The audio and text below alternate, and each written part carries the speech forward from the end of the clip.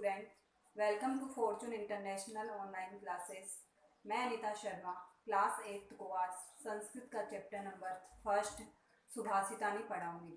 सुभाषितानी में मैंने पहले आपको 5 श्लोक पढ़ा दिए हैं। उनमें यही बताया गया है कि अच्छे वाक्य कौन कौन से होते हैं और ऐसे सभी वाक्य हैं उसमें जो हमें अपने जीवन में ग्रहण करने चाहिए। कोई भी ऐसा वाक्य नहीं है इसमें सुभाषितानी में जो हमें अपने जीवन में नहीं उतारना चाहिए। उसमें ये बताया गया है कि कौन से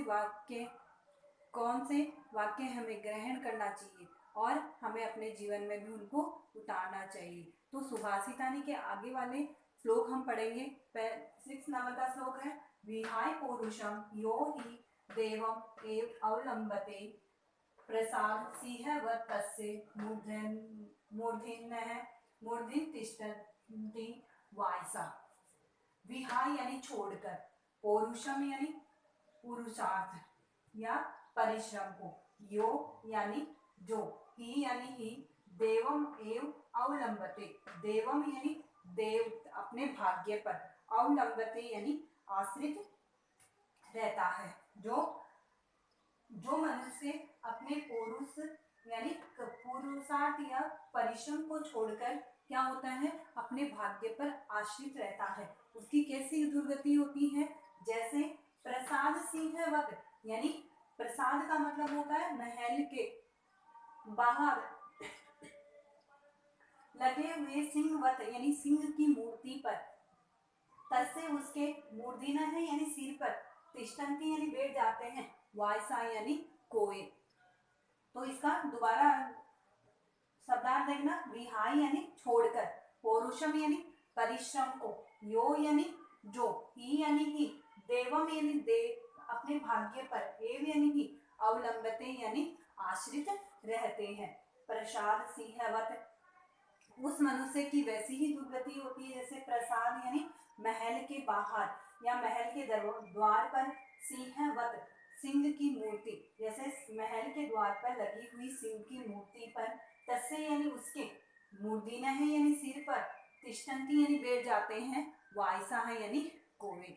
एक मनुष्य, इसमें यही बताया गया है इस श्लोक में कि जो मनुष्य अपने परिश्रम को छोड़ देता है उसकी स्थिति वैसे ही रहती है जैसे एक महल के बाहर लगे हुए सिंह के सिर पर कोए बैठ जाते हैं। ऐसे जैसे रियल में जो सिंह होता है उसके ऊपर कौवा नहीं बैठ सकता क्योंकि उसको डर होता है कि ये खा जाएगा, लेकिन जब एक मूर्ति होती है यानी जो बिना काम का होता है उस पर क्या होता है, कोए बैठ जाते हैं, उसको मालूम होता है कि ये कुछ नहीं कर पाता है। वैसे ही जो मनुष्य परिश्रम को छोड़ देता है और जो किसी लायक नहीं होता है उसको लोग कुछ भी नहीं समझते हैं। तो इसका अर्थ क्या हुआ, जो मनुष्य, यह पौरुषम,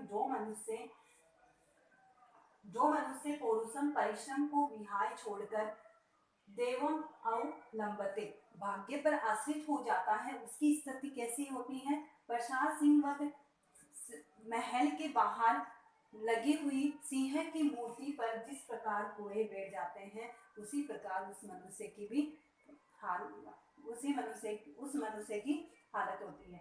अब आता है 7th नंबर, चिंतनाय ही विपदाम आदौ एव प्रतिक्रियाः न कोप खननम प्रयुक्तम प्रदीप्ते वह्निना ग्रहे।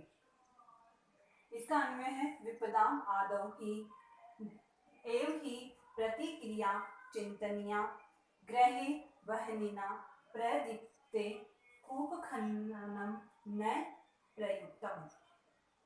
तो इसका अर्थ क्या इसमें ये कवि यही बताना चाह रहा है कि हमें अपने ऊपर आने वाली आपत्ति को पहले ही संभाल लेना चाहिए, यानी उससे बाहर निकलने का उपाय पहले ही सोच लेना चाहिए। यदि हम बाद में सोचेंगे तो क्या हो जाएगा, वो बहुत बड़ी बन जाएगी और हम उसको संभाल नहीं पाएंगे।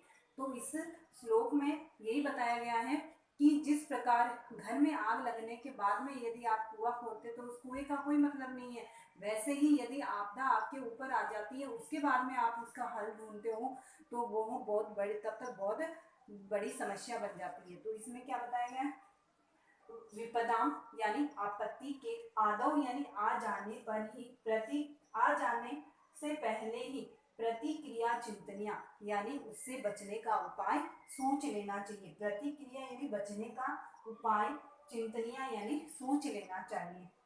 ग्रहे वहिना प्रदीप्ते उपखननम न उपयुक्त है। जिस प्रकार घर में आग लग जाने पर, ग्रहे यानी घर में आग के प्रदीप्ते यानी लग जाने पर उपखननम न उपयुक्तम कुआं खोदना उपयुक्त नहीं होता है, कि उस आग को बुझाने के लिए उसी समय में आप यदि कुआं खोदते हो तो क्या हो जाएगा, घर तो जल जाएगा, कुआं खुदेगा ही नहीं। तो इसमें यही बताया गया है कि विपदा आने से पहले ही उसका उपाय सोच लेना चाहिए।